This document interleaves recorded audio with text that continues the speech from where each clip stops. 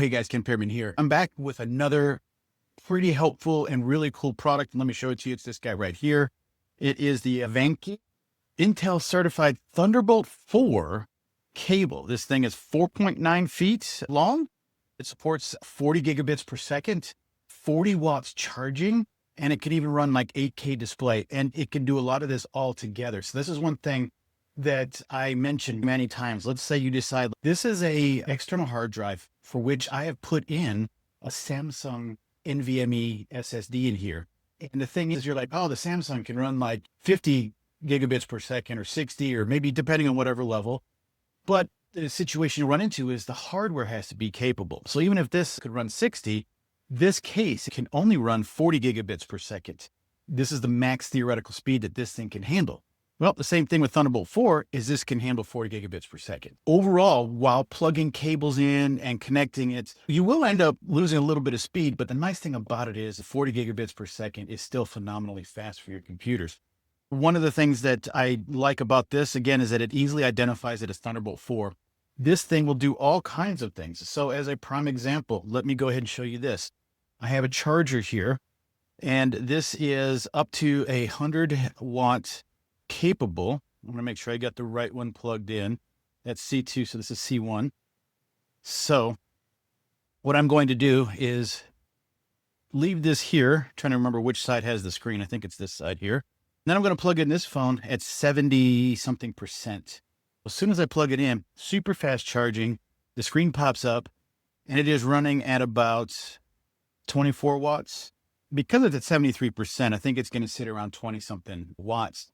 But this can run as high as 240 watts, which means you could in turn charge up a computer. So the main point about this guy is that it can handle running and charging up your laptop. Nonetheless, capable of running up to 240 watts. These will basically run no more than 45 watts on your phones or whatnot, but this can handle running and charging, powering your computer. You could use this even just to power a laptop. Okay, so we're gonna go ahead and unplug this and move on to the other feature, that is being able to actually run this. We're going to plug this guy in, get rid of the charger, and I have one remaining port to plug into my computer.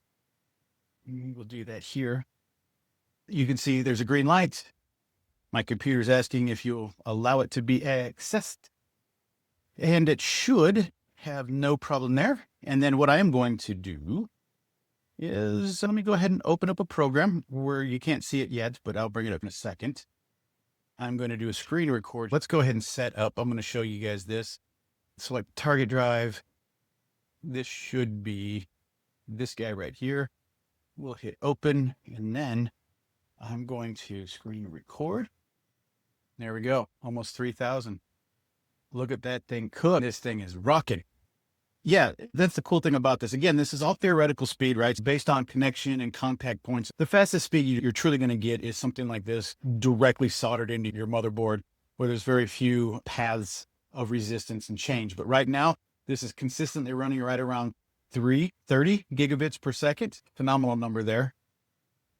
So that's one of the coolest things that I love about these types of cables. If you care about the speed in which you can transfer files from one drive to another, if you will care about the speed in which your system can edit and process video editing, and even if you're just one of those people who just wants to have that speed, gamers who are playing off of external hard drives, things that you're working with that you need quick access to, you're going to need this cable.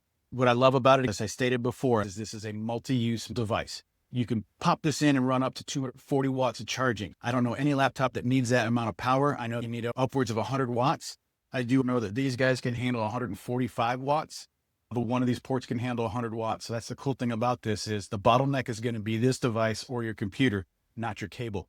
How many times have you gotten into a computer, you just grab some random USB-C to USB-C cable, you plug it in, and you go, hey, why is it taking 2 hours to upload 2 pictures that I took last year? The reason behind that is the fact that this cable is not working for you, but this cable will. This cable is going to handle everything you need. You can handle video. Let's say you've got some 8K monitors that you want to plug in.